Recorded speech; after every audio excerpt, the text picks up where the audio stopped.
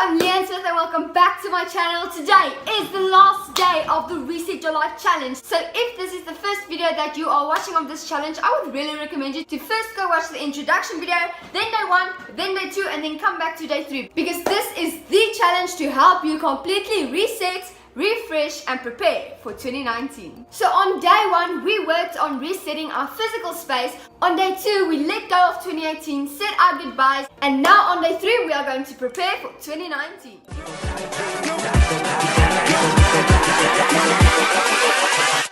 Hold up.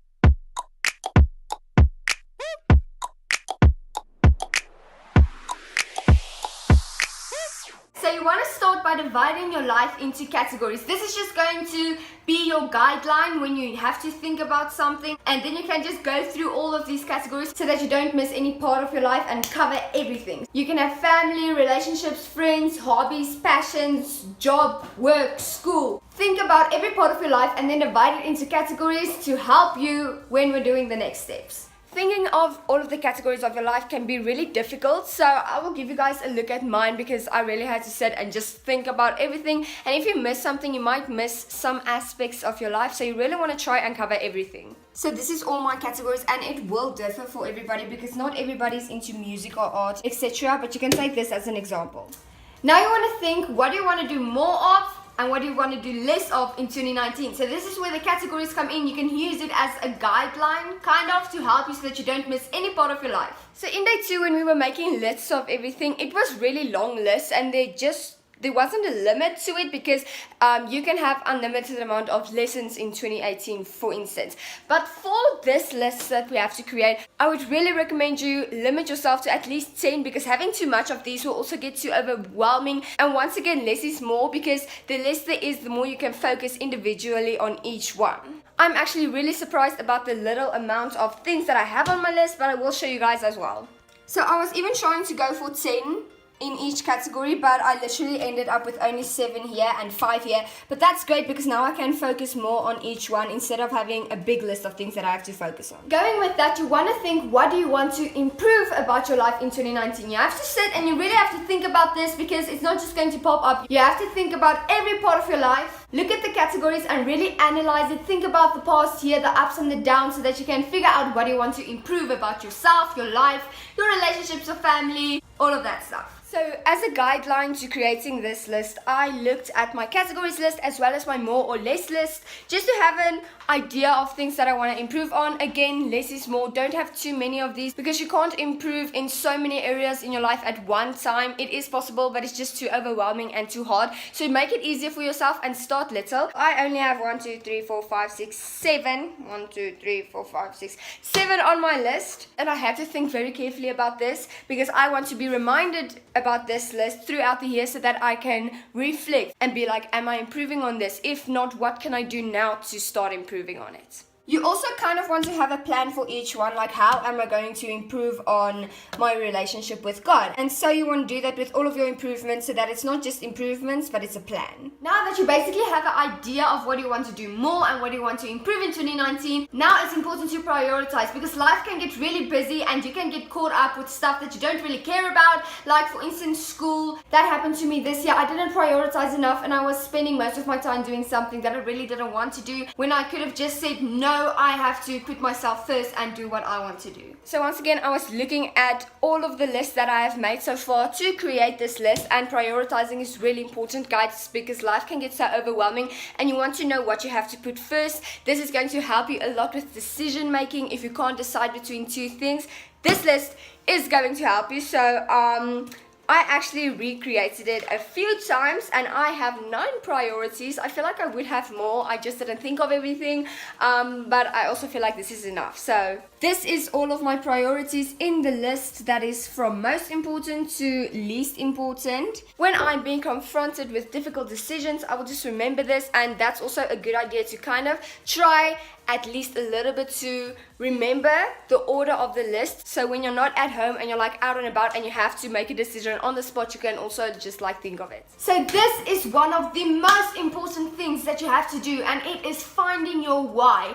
Why are you doing this Reset Your Life challenge? Why do you care about having a productive life and a perfect life? Why are you waking up every single morning so early and just like grinding and exercising? Why are you doing what you're doing? So it is not easy to find your why, because we just like go with the flow and we go through life, but we don't really have a purpose, and having one can lead to so much productiveness and inspiration because you know why you're doing what you're doing. And we really shouldn't be doing anything without a reason. And think about that. In 2019, when you're doing something, why are you doing it? Is it benefiting you in any way? So now you want to think a little bit more into the future, and you want to create yourself a vision and a story. It's not like the vision is going to come true or your story is going to go exactly as planned, but it's just good to know where you want to go in life. For instance, what will you do? What do you want to happen to you? And again, think about every single category. Family, what would you want to be different in 2019? You can even think in 5 years from now, where do you see yourself? Are you in university? Create yourself this vision so that you can work to that every single day. So this list was actually really fun to create, and I didn't think it would be so effective. But not only did I write my vision and my why, but I also wrote down my dream, because people always tell me, what's your goal in life? What do you want to do one day? And I also have this idea of having the YouTuber life, but I never have my dream like plan, and now I do. So I am so excited about this page, and I never want to forget it. So I wanted to be reminded about this, and it has to be kind of like my motivation. But this page I called Dream. I don't know if it's mirrored. Let me flip the camera. So I called this my dream, and then I really had to think about what my why is, and it basically came down to doing what I love for a living and to build a life that I don't need a vacation from. Then this is actually an extra step that I did. I decided to write down my dream just to like make it official, because I never really wrote it down before. So this is my dream, if you didn't know. And this is kind of like my long-term vision. And then this is my short-term vision for 2019. So this is what I see myself doing in 2019, or what I would like to be doing, and how I'm living, and just things that I want to overall happen to me in 2019. And so this is what I have to work towards. For the thing we have been waiting for, setting your goals and resolutions. So you can either do this really good and effectively, or you can just do it bad and then it's just not going to work and you're not going to keep up with it. So I did that once, and I just set way too many goals and resolutions, and it was too much to keep up with. I wasn't focusing on all of them at once, and that is why you want your resolutions to be as little as possible. Less is more. Instead of having 10 different goals and resolutions, why not have 3, but let stuff fall into categories. So if you have, for instance, drink more water,